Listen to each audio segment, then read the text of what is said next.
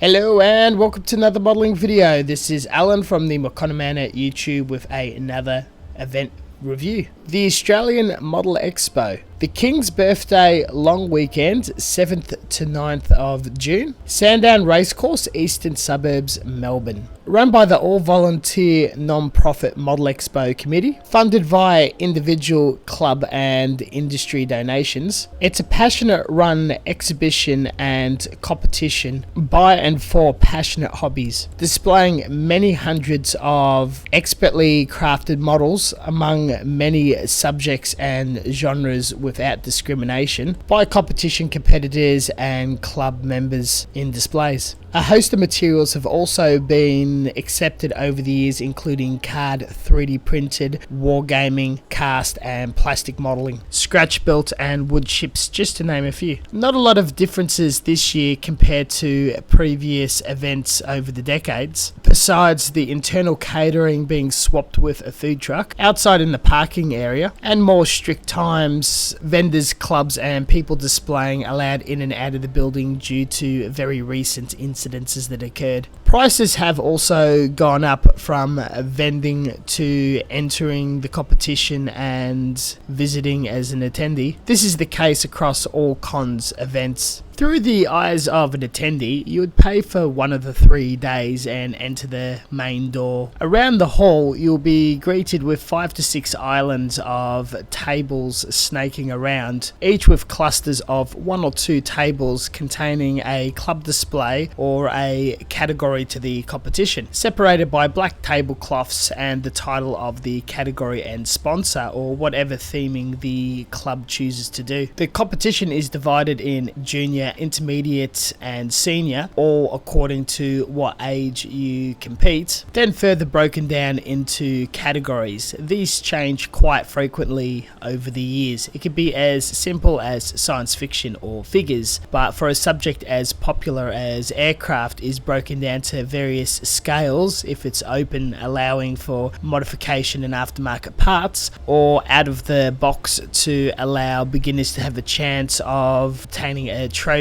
without going head to head with a seasoned competitor who's been building models for decades. There was still plenty of models to see, and I myself, who was quite busy running a stall, didn't have a chance to see everything and only managed to capture a few photos and this footage. The outer tables up against the wall is all dedicated to traders. There is a lack this year, large gaps. This is mostly a factor due to the increasing cost of trading. A mix of hobby shops selling standard kits from a few common wholesalers to a few more niche outlets covering books, tools and branded products like paints or 3D printed resin. If you were competing, you would have come on the day before, Thursday or Friday, up until midday, fill out a form, pay a fee, and you would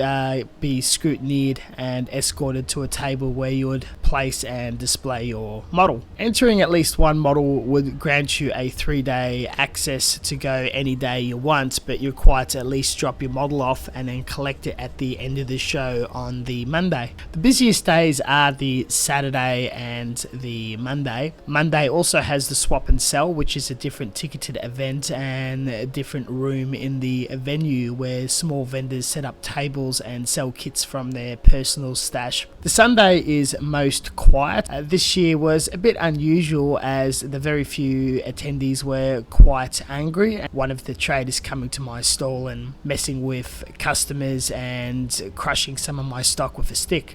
Personal experience, I no longer enter the competition, came as a trader with the Salt Mine Hobby Shop and mostly brought tools, secondhand kits, garage kits and collectible knickknacks like pins, hats and military patches. I set up on the Friday morning and traded all 3 days. I did very well, even better than the last few years as it's back at the King's Birthday. The vibe was completely different for the 3 days. Sunday was the worst and almost a bit bit standoffish and angry, but had the most fun on the Monday where most of my friends and people I knew came to say hello. I highly advise checking out or attending competing in the event, but more importantly, if you wish to give back to the community and this event, they are in desperate need of volunteers and judges. If you stay back on the Saturday night, they'll take you through the hoop. The judges had to stay back till 11:30 where they were thrown out of the venue and continually judging. They seemed very tired and run down, but still ran it in a very professional capacity and continuing to fine tune and improve the event. Resolved concerns that I had. I thank the committee for running a wonderful and successful event. Thank you very much for watching, and until next time, stay tuned for further content, and we'll see you guys later.